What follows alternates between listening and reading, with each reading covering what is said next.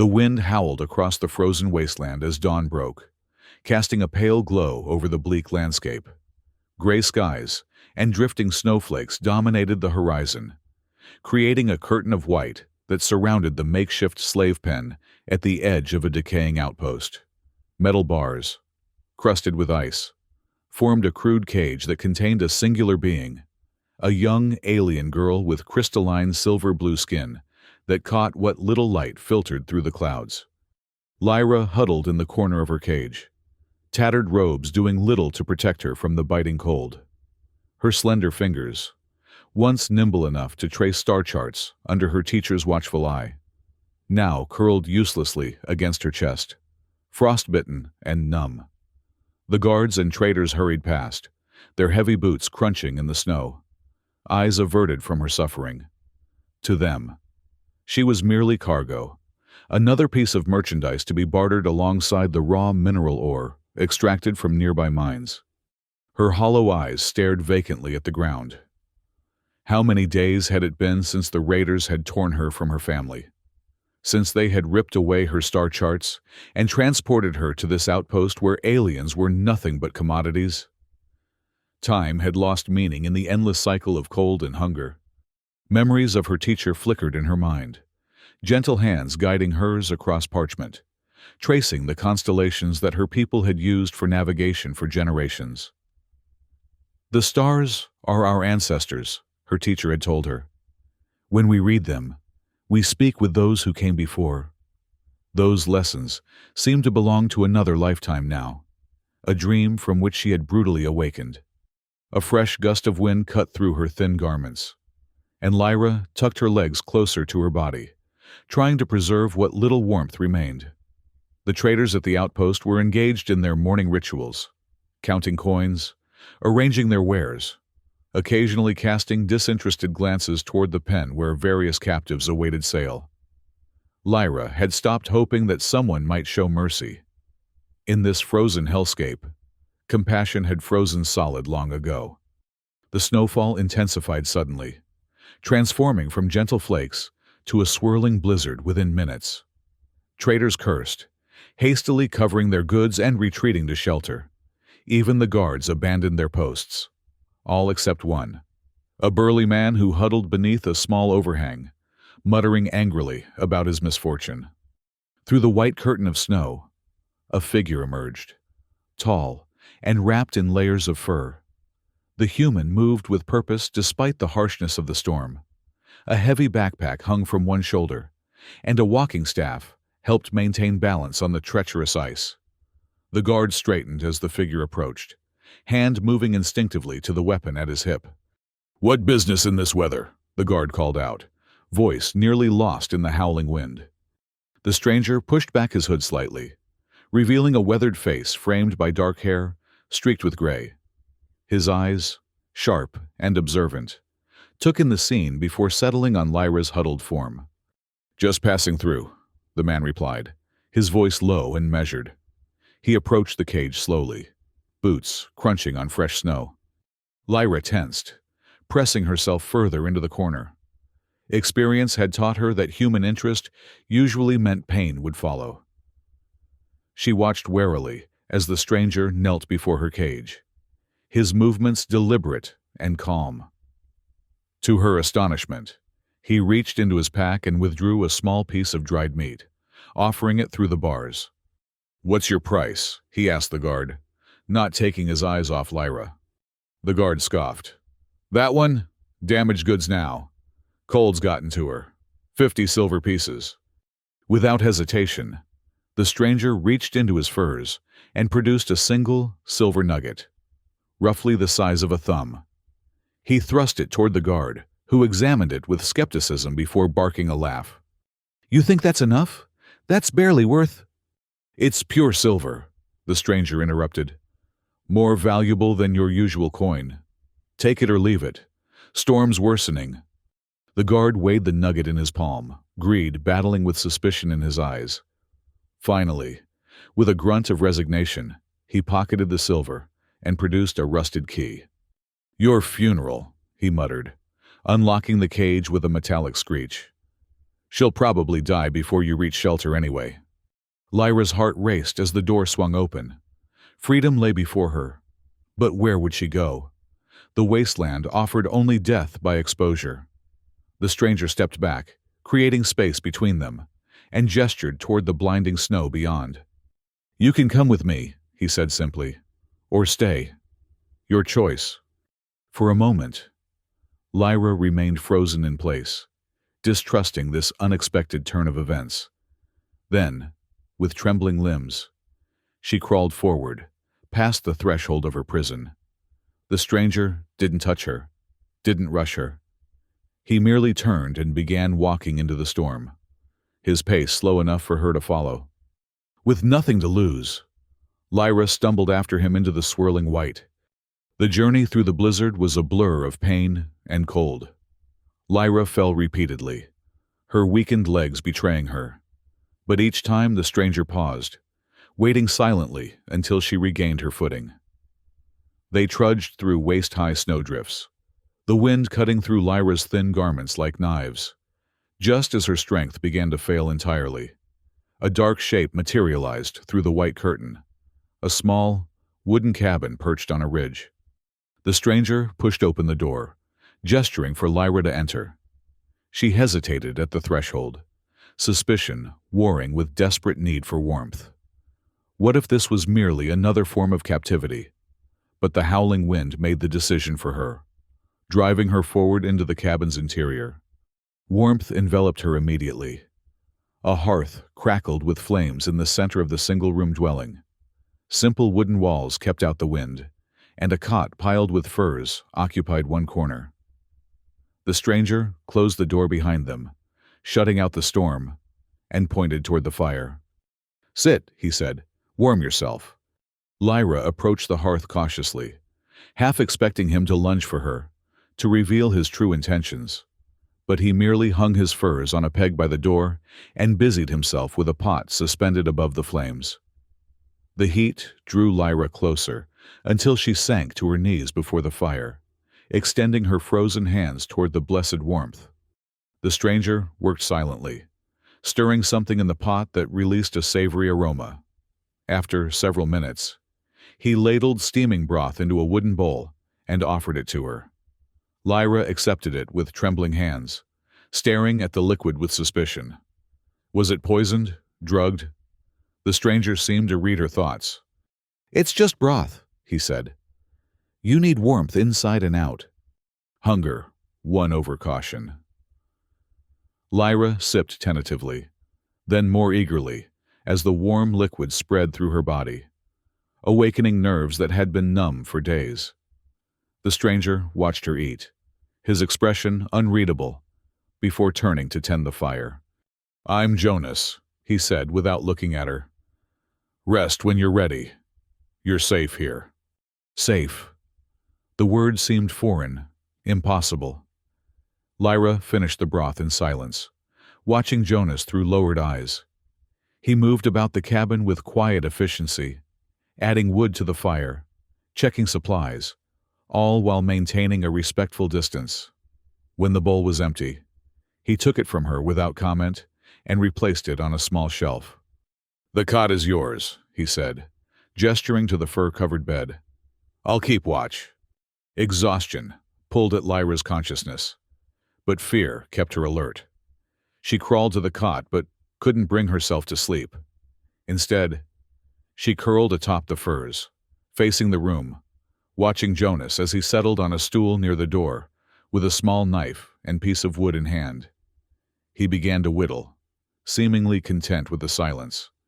Darkness fell outside, and still, Lyra fought sleep. Each time her eyes drifted closed, images of chains and cages jolted her awake. Jonas remained where he was, occasionally adding wood to the fire, his steady presence neither threatening nor intrusive. As the night deepened, her vigilance finally gave way to exhaustion, and Lyra slipped into fitful slumber. Nightmares plagued her, memories of raids, of hands grabbing her, of the cold bite of iron around her wrists. She awoke with a silent scream, heart pounding, to find the cabin still and peaceful. Jonas sat in the same position, his eyes reflecting the firelight as he looked up from his carving. "Bad dreams pass," he said simply. "The fire won't go out." Somehow, this quiet assurance allowed Lyra to drift back to sleep. Throughout the night, she woke repeatedly, but each time, Jonas was there, keeping his silent vigil, stoking the flames that kept the darkness at bay. Dawn brought a momentary lull in the storm. Lyra opened her eyes to find Jonas preparing something at a small table. He glanced over when she stirred. "We need water," he said. "I'll show you how to collect snow." He handed her a thick fur wrap, much too large but wonderfully warm. Lyra hesitated before accepting it, watching his face for any sign of deception or threat, but his expression remained calm, patient. He waited for her to don the fur before opening the door. Outside, the world was transformed into a glittering white expanse. Jonas showed her how to gather clean snow in a pot, explaining that they would melt it over the fire for drinking and washing. The simple task felt strangely normalizing, as if she were merely a person learning a household chore rather than a former slave uncertain of her future. Back inside, Jonas produced a simple tunic from a chest. Again, too large, but clean and whole. He placed it on the cot and turned away, giving her privacy to change if she wished. The gesture of respect, so at odds with the treatment she had endured for months, brought an unexpected lump to Lyra's throat. "Why?" she asked, her voice a dry whisper from disuse. "Why did you save me?" Jonas paused in his work, shoulders tensing slightly. Without turning, he replied, "Someone had to." The simplicity of his answer stunned her. No expectations, no demands for gratitude, no hidden agenda explained, just a fundamental recognition of necessity. She changed into the tunic in silence, mind grappling with this concept. Later, as weak sunlight filtered through the cabin's single window, Jonas produced scraps of paper and a crude pencil fashioned from charcoal bound with resin. He placed them before Lyra, who sat cross-legged by the fire. "Can you write your name?" he asked. Lyra stared at the materials, memories flooding back, her teacher guiding her hand as she formed letters. The joy of creating words. In captivity, literacy had been dangerous. Guards punished any sign of education among slaves, believing it made them harder to control. She had hidden this part of herself away, buried it deep beneath layers of survival instinct. Jonas waited, making no move to force her. Eventually, Lyra reached for the pencil, its weight unfamiliar in her fingers.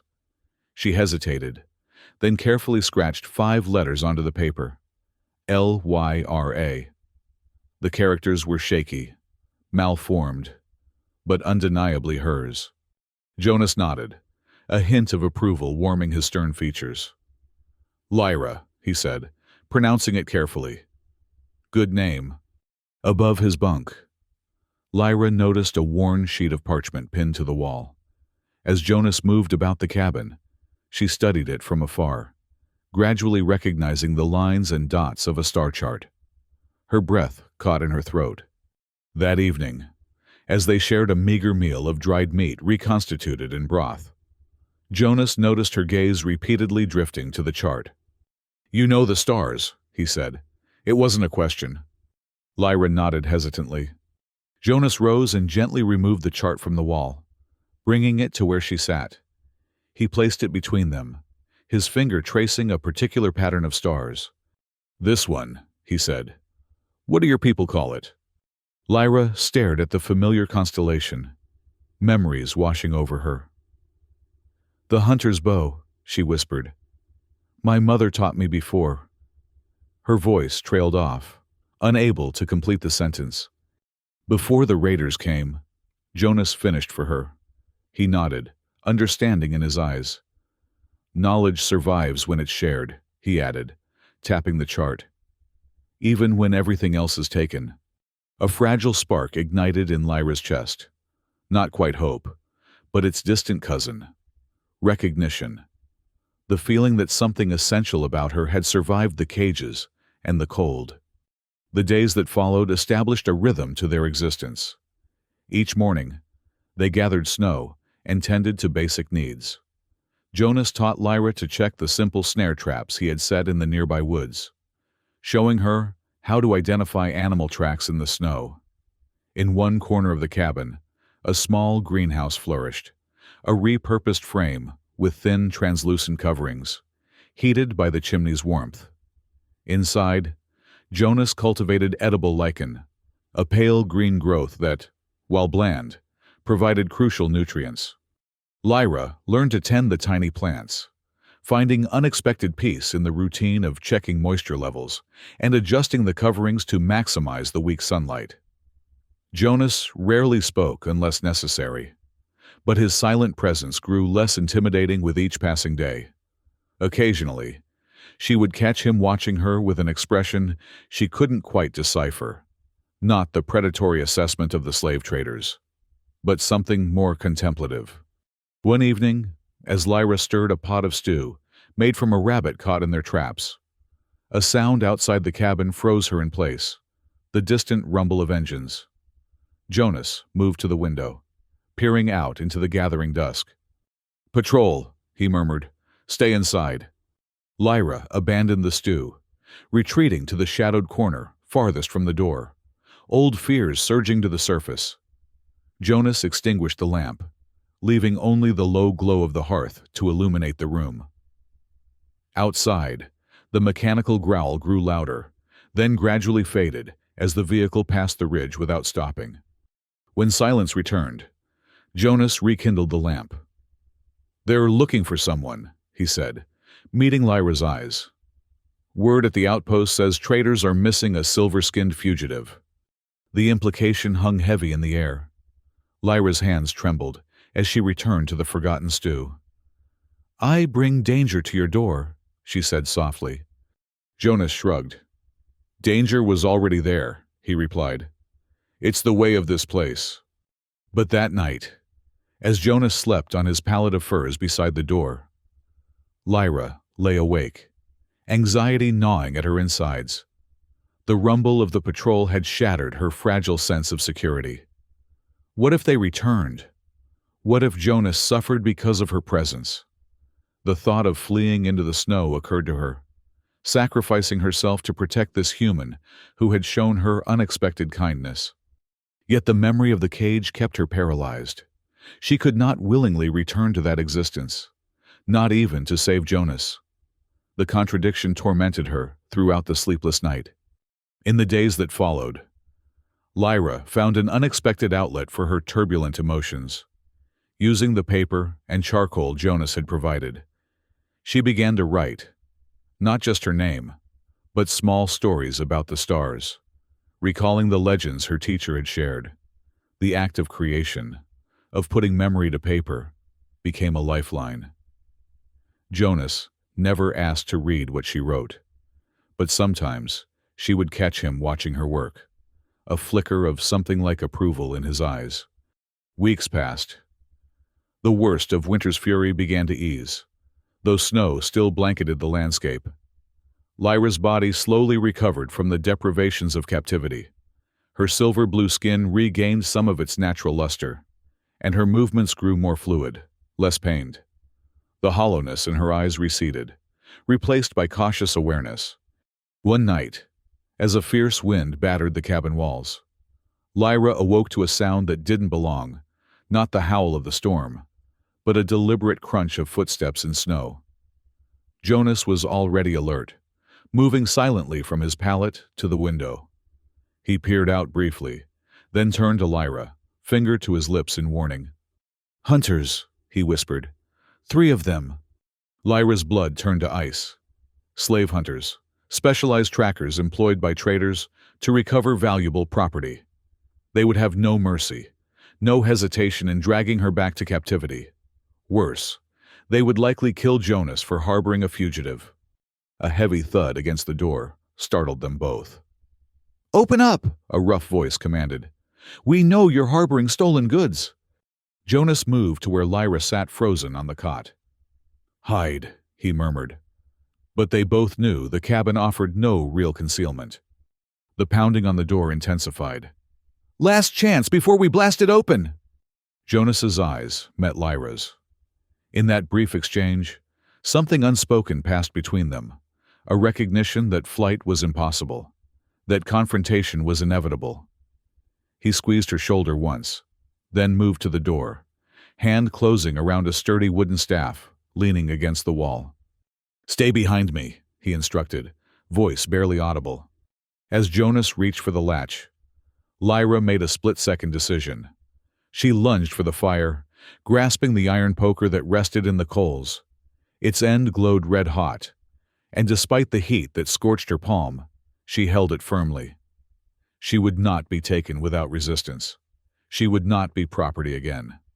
Jonas unlatched the door, and it burst inward, revealing 3 hooded figures silhouetted against the night. The foremost hunter carried a blaster, an outdated but lethal energy weapon. The other 2 brandished more primitive weapons, a serrated knife and a shock prod commonly used on resistant slaves. "Step aside," the leader commanded, aiming the blaster at Jonas's chest. "The alien is coming with us. Trader Malketh pays handsomely for the return of his merchandise." Jonas didn't move. "She's not merchandise," he said calmly. "She's not going anywhere." The hunter laughed, a harsh sound without humor. "Your funeral." He squeezed the trigger. Nothing happened. The blaster sputtered, producing only a faint whine and sputter of sparks. The hunter cursed, slamming the side of the weapon with his palm. "Damned moisture in the air!" In that moment of confusion, Lyra moved. She darted forward, the heated poker extended like a lance, and struck the first hunter's shin with all her strength. He howled in pain, the scent of burned fabric and flesh filling the air as he staggered backward. The second hunter lunged for her with his knife, but Jonas intercepted him, the wooden staff connecting with the man's wrist in a precise strike that sent the blade clattering to the floor. The third advanced on Lyra, shock prod crackling with blue energy. She thrust the poker toward his face, forcing him to dodge, then swung it in a wide arc that caught his forearm, drawing a line of blood where it grazed his skin. The fight spilled out of the cabin and into the swirling snow. Jonas moved with unexpected grace for his size, the staff an extension of his body as he parried and struck. Lyra stayed close to him, the poker her only defense as she jabbed and feinted, driven by the primal fear of recapture. The hunters, accustomed to pursuing weakened fugitives, found themselves facing determined resistance. The one Lyra had burned limped heavily, his curses visible as steam in the cold air. The one Jonas had disarmed had recovered his knife but moved warily, respecting the reach of the staff. "Take them both!" the leader shouted, abandoning his useless blaster for a heavy metal club strapped to his back. What followed was a desperate dance in the snow. Lyra's muscles, still recovering from months of deprivation, burned with exertion, yet fear and rage fueled her movements, lending her a strength she hadn't known she possessed. When the leader swung his club at Jonas, she darted in and stabbed the poker into the back of his knee. He fell with a scream of agony. Jonas dispatched the knife wielder with 2 rapid strikes, one to the solar plexus that doubled the man over, another to the temple that sent him crashing unconscious into a snowdrift. The third hunter, witnessing the fall of his companions, backed away, terror evident in his eyes. "Demons!" he shouted, pointing at Lyra. "The Silver Witch! She's cursed!" He turned and fled, disappearing into the blizzard. The remaining conscious hunter, clutching his burned leg, scrambled backward through the snow. "This isn't over," he snarled. "Malketh will send more. You'll never be safe." Then he too was gone, leaving only dark stains in the snow where blood had fallen. Lyra stood trembling, the poker still clutched in her hand. Its glow faded to dull red. Her breath came in ragged gasps, adrenaline coursing through her veins. She had fought. She had hurt those who would hurt her. The realization was both terrifying and exhilarating. Jonas touched her shoulder gently. "Inside," he murmured, "before they regroup." They retreated to the cabin, Jonas dragging the unconscious hunter with them and depositing him unceremoniously in the snow several yards from the door. Inside, he barred the entrance and began methodically checking the windows, ensuring they were secure. Lyra sank to her knees by the fire, the poker slipping from her fingers to clatter on the stone hearth. Her body shook with reaction, tears streaming down her face, not from fear or pain, but from a storm of emotions she couldn't name. Relief, rage, triumph, disbelief. Jonas knelt beside her, his weathered face somber in the firelight. "You fought well," he said quietly. Lyra looked up at him, silver tears tracking down her crystalline cheeks. "I never fought before," she whispered. I always submitted, always obeyed." "Not tonight," Jonas replied, a hint of pride in his voice. "Tonight, you chose differently." He reached out hesitantly, then gently wiped a tear from her face with his thumb. The gesture was so unexpected, so tender, that Lyra's composure shattered entirely.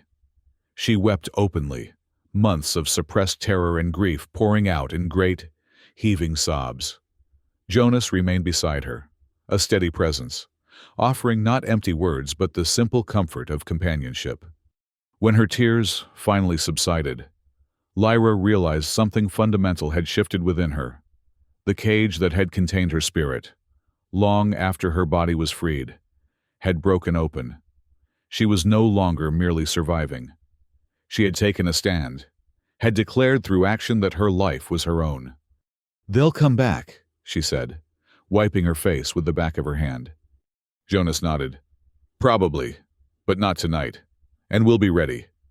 The "we" settled around Lyra like a warm blanket. No longer alone against the world, but part of something shared, something worth defending. The damage from the battle required attention.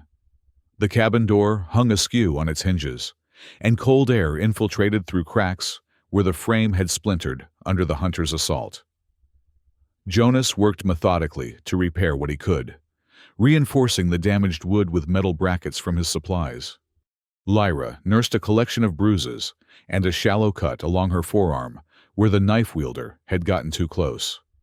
As she applied a salve of Jonas's creation to the wound, a knock at the door startled them both. Jonas grabbed his staff, motioning for Lyra to stay back. "Who's there?" he called, voice taut with suspicion. "It's Maris," came the reply. "Heard there was trouble. Brought supplies." Jonas relaxed slightly, but maintained his guard as he unbarred the door. Outside stood an elderly man with a deeply lined face, accompanied by a younger woman carrying a basket. Both were bundled against the cold, their breath visible in the chill air. "Bastards came through the enclave on their way up," the old man said without preamble. "Figured they were headed here. Guess we're too late for the fight." "Not too late to help with the aftermath," Jonas replied, stepping aside to allow them entry. The visitors entered cautiously, their eyes immediately finding Lyra where she stood half-hidden in the shadows. The woman offered a tentative smile. "I'm Ilma," she said, placing the basket on the table. "This is my father, Maris. We live in the enclave down the ridge." Lyra nodded warily, uncertain how to respond to these strangers who seemed neither afraid nor hostile. "Brought some real medicine," Maris announced, producing a small jar from within his coat. "Not just woodland salve. And Ilma made stew, proper food. Not that rabbit water Jonas tries to pass off as sustenance." Jonas grunted, something almost like amusement in his eyes. "Didn't ask for help." "Never do," Maris retorted. "Doesn't mean you don't need it." As the old man examined the damaged door, Ilma unpacked her basket, a steaming pot wrapped in insulating cloth, fresh bread, and several thick blankets. She moved with deliberate calm, explaining each item to Lyra, as if sensing her unease. "The blankets are double-layered," she said. "Better than those thin furs Jonas keeps. And there's more food when you need it." the Enclave. We keep an eye out for each other." "Why help us?" Lyra asked, the question that had plagued her since Jonas's rescue finally finding voice. "I'm nothing to you. Less than nothing. Just a fugitive." Ilma's expression softened. "We were all something else before we came to the Enclave," she said. "Refugees, deserters, escaped indentured workers. When Jonas brought you here, you became part of this place, whether you knew it or not." The concept was almost too large for Lyra to grasp. Community extending beyond blood ties or forced bonds, encompassing even those on its margins. As Maris and Jonas repaired the door, Ilma shared news from the Enclave. The hunters had passed through earlier, making threats and demanding information, but no one had betrayed Jonas's cabin. More significantly, there were rumors that Trader Malketh had encountered legal troubles at a larger outpost downriver, accusations of selling defective merchandise and cheating customers. "His influence is waning," Ilma explained. "He may not have resources to send more hunters anytime soon." The visitors stayed until the door was secure, then prepared to leave as the evening deepened. Before departing, Maris paused before Lyra. "The Enclave's there if you need it," he said gruffly. "Both of you." After they left, the cabin seemed simultaneously larger and more intimate, warmed by the remnants of shared meal and unexpected alliance. Jonas stoked the fire, his movements betraying fatigue from the day's events.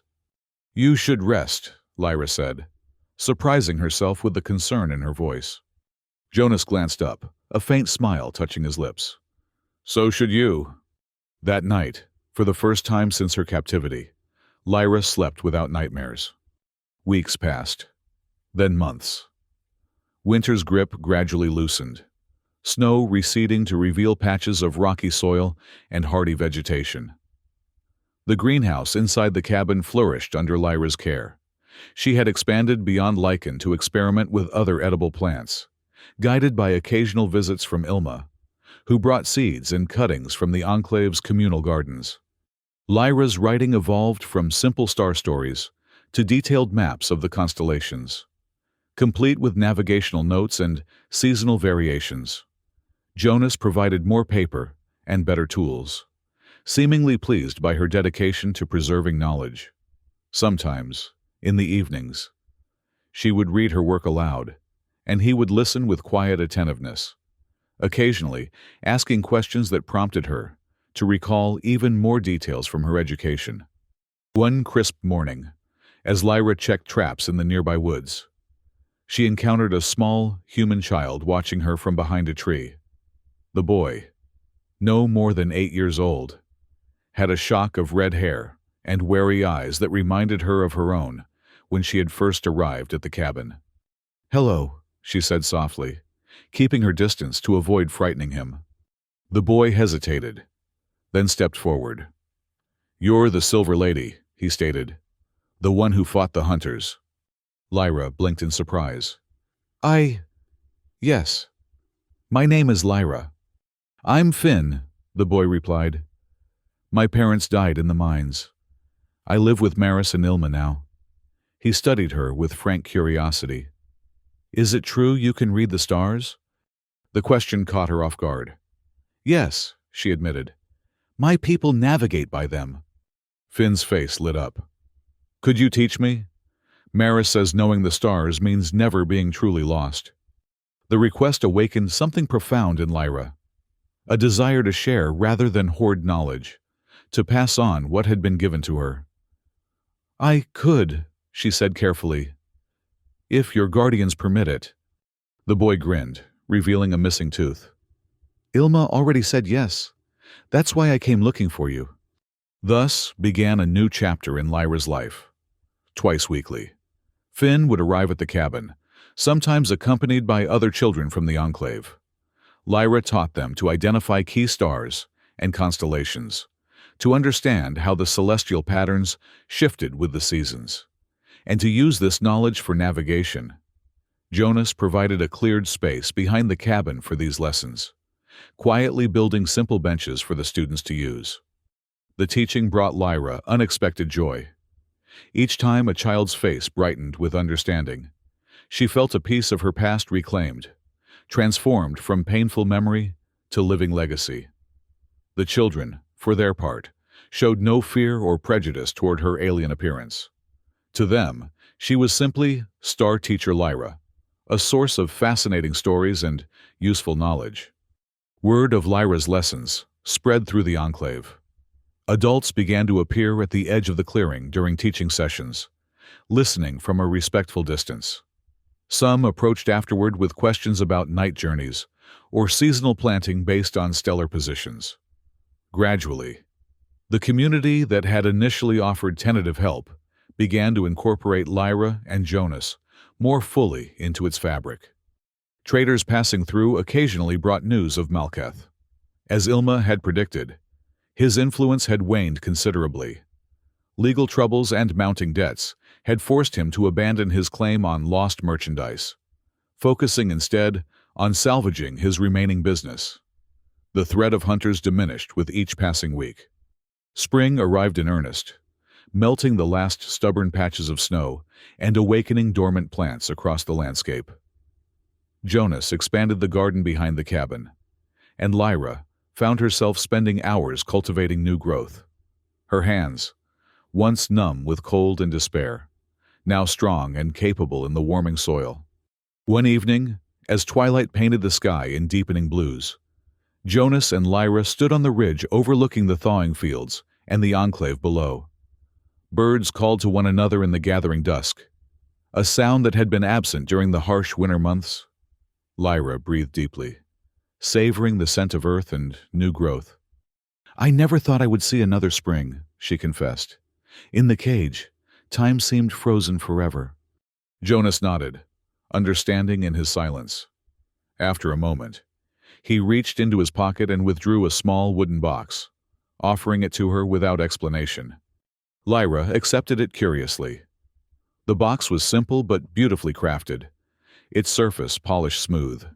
Inside, nestled in a scrap of soft fabric, lay the silver nugget that Jonas had used to purchase her freedom, now transformed. Someone had carefully engraved its surface with a tiny constellation, a pattern that Lyra recognized immediately as the one she had named Freedom's Embrace in her writings. "The children helped," Jonas said, a hint of awkwardness in his usually steady voice.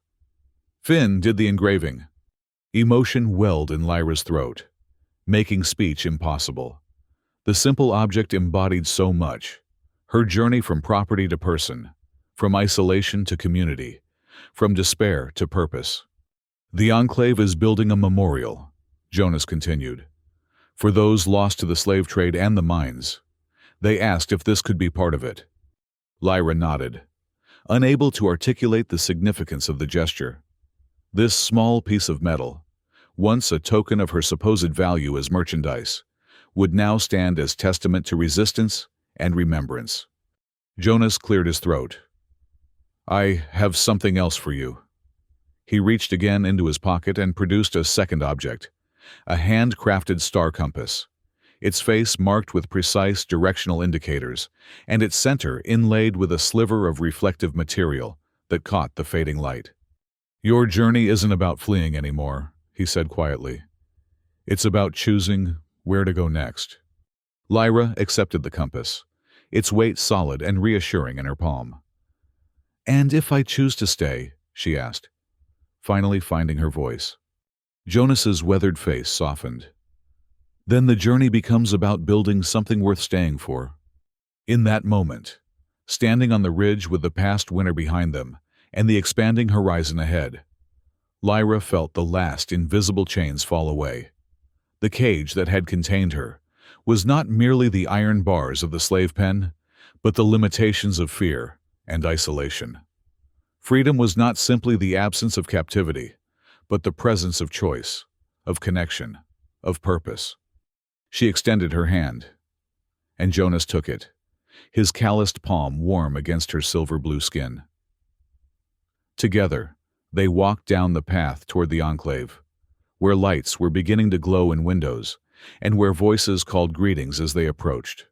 Lyra's face, once hollow with despair, now shone with quiet confidence and the reflected light of newfound community. Above them, the first stars appeared in the darkening sky, eternal, patient guides for all who chose to learn their language. Lyra glanced upward, recognizing the constellations that had accompanied her journey from prisoner to teacher. The stars had watched her in her cage, had witnessed her rescue, and now bore testament to her transformation. The outpost where her story of captivity had begun seemed a distant memory, belonging to another lifetime. Here, among people who valued knowledge over subjugation and compassion over cruelty, Lyra had found not just shelter, but belonging. As spring deepened into summer, the enclave flourished. Children gathered daily for Lyra's star lessons, which expanded to include reading and writing. Adults brought trade goods, furs, and crafts in exchange for star maps, food in exchange for help with greenhouses modeled after Jonas's design. The memorial was completed, a simple stone cairn, topped with a wooden platform where Jonas's silver nugget, now engraved with Lyra's constellation, held place of honor. In the evenings, Lyra would often sit with the children, telling stories of resilience and hope. Finn, her first student, became her assistant, helping younger children trace their own star charts with increasingly steady hands. Jonas worked alongside the enclave's builders, his carpentry skills strengthening homes against the inevitable return of winter. Sometimes, traders would pass through, bringing news of distant outposts and changing politics. Occasionally, they would eye Lyra with recognition or suspicion, but the enclave stood united in its protection. What had once been a tenuous alliance had solidified into unshakable community. One particularly warm evening, as fireflies began to dance above the meadow grasses, Lyra stood again on the ridge, the star compass in her hand. Its needle pointed true north, but Lyra knew that direction was just one of infinite possibilities. The vastness of the sky above offered countless paths, just as the life before her presented endless choices. Jonas joined her, his silent presence familiar and comforting. Together, they watched as the enclave below prepared for its summer festival. Tables arranged in the central clearing, lanterns hung from posts, children racing excitedly between them. "They're waiting for their star teacher," Jonas observed, a smile in his voice. Lyra nodded, tucking the compass into her pocket. "Then we shouldn't keep them waiting." They descended the path, walking side by side into the gathering. Voices called out in welcome, hands reached to clasp theirs, and faces brightened with genuine joy at their arrival. Lyra moved among them, no longer an outsider, but an integral thread in the community's fabric. As night fell completely, the festival culminated with Lyra leading everyone in identifying the constellations overhead. Children perched on parents' shoulders, pointing excitedly at patterns they recognized. Elders nodded appreciatively as Lyra explained navigational techniques that their ancestors might have used, but that had been lost through generations of hardship. In that moment, surrounded by upturned faces, illuminated by starlight and lantern glow, Lyra realized that the fate that had once bound her in frost and iron had been completely transformed. The silver-blue skin that had marked her as other now shimmered in the gentle light, not as a sign of alienation, but as a testament to diversity embraced. The young alien girl who had sat freezing in a cage had embarked on a journey she could never have imagined, not just to physical freedom, but to a place where her knowledge was valued, her presence celebrated, and her future limited only by the horizons she chose to explore. As the festival continued around her, Lyra caught Jonas's eye across the gathering. He raised his cup slightly in a silent toast, acknowledgement passing between them of how far they had come together. From rescuer and rescued, they had become partners in building something precious and rare in this harsh world. A community where compassion outweighed cruelty, and where a single act of kindness had rippled outward to transform countless lives. Lyra lifted her own cup in response, her face alight with purpose. The path ahead remained uncharted, but with stars to guide her and companions to walk beside her, she stepped forward into a future of her own choosing.